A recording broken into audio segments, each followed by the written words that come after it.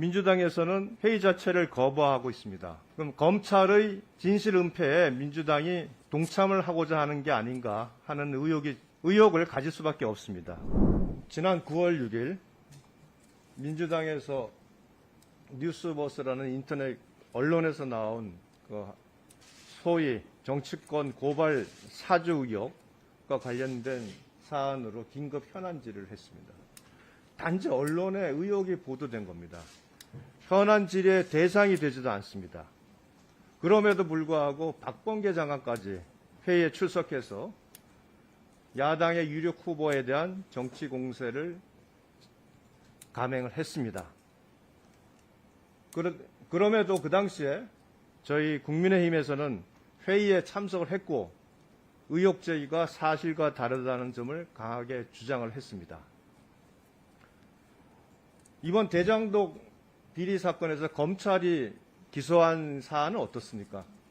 저희 국정감사가 진행 중에 있는 상황에서 끝나갈 때쯤 맞춰서 기소를 했습니다. 결국 국정감사의 진행 상황을 보면서 그와 같은 기소를 한다는 것은 전형적인 눈치 보기 검찰의 행태를 보여줍니다. 무엇보다도 국민적 분노를 사고 있는 배임 혐의에 대해서는 영장에서 주요 범죄 사실로 신병을 구속했음에도 불구하고 제외를 시켰습니다. 뇌물수수액도 8억까지 인정했던 뇌물수수액이 3억 5천으로 줄어들었습니다. 검찰 수사 자체가 굉장히 엉성하고 또 봐주기 수사고 이재명 지사에 대한 수사를 포기하는 듯한 외관을 보이고 있습니다.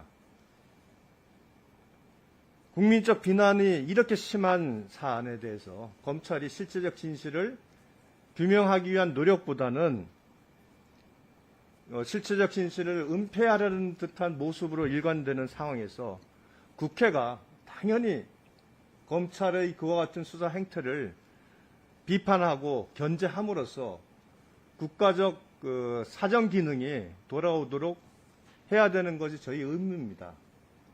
이와 같은 상황, 이러한 의무를 하기 위해서 소집을 요청을 했는데 민주당에서는 회의 자체를 거부하고 있습니다. 그럼 검찰의 진실 은폐에 민주당이 동참을 하고자 하는 게 아닌가 하는 의혹을 가질 수밖에 없습니다.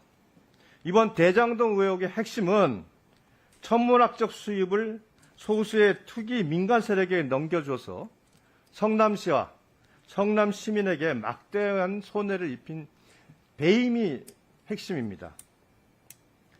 투기 세력이 독식하도록 사업 구조를 승인하고 또 유동규를 비롯한 일당들의 배임을 비호한 윗선을 찾아내야 하는 것이 검찰의 실체적 진실 발견의 가장 중요한 부분입니다. 그럼에도 불구하고 검찰은 그간 보여준 모습에서 유동규 씨의 휴대전화를 압수하지도 못했고 언론의 의혹 제기를 가짜뉴스라고 몰아붙이면서 언론의 정당한 의혹 제기를 호도를 했습니다. 성남시장실과 비서실에 대한 압수수색, 성남시청에 대한 압수수색을 20일 만에 했고 그것도 국민적 여론과 국민의힘에 고발을 하겠다는 의지를 보이자 뒤늦게 성남시청과 비서실을 압수수색했습니다. 그 와중에 이재명 시장과 정진상 실장의 이메일은 결국 마지막까지 압수수색을 안 했습니다. 수사에 의지가 없고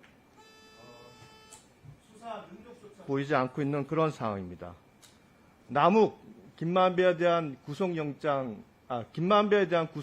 기각은 이미 말씀드렸듯이 소명조차 되지 않았다는 사유로 기각되는 아주 창피를 거뒀고 남욱에 대해서는 20일간의 기간이 있음에도 불구하고 전혀 체포영장에 의해서 체포까지 했음에도 불구하고 신병 처리를 하지 못하는 그런 지경에 와 있습니다.